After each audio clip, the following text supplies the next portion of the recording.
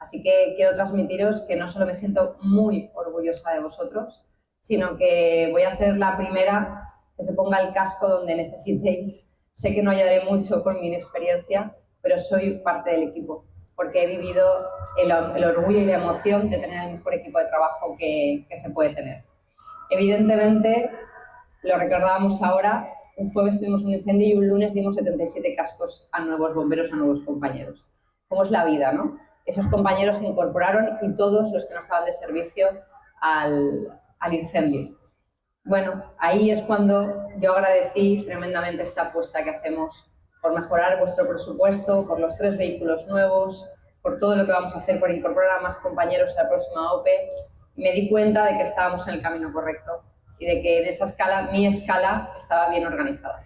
Primero vosotros y después lo que venga, porque sin vosotros esta ciudad no puede salir adelante y el ejemplo más claro lo vivimos hace muy poquito tiempo. Si yo puedo dejar de estar un día, 2, 3, lo que sea, pero si no estáis vosotros, la ciudad sufre. Así que gracias y de verdad sentiros orgullosos por vuestro trabajo porque yo lo estoy y muchísimo. Gracias, ministra, por tu visita y por tus palabras y gracias a todos, chicos, a seguir.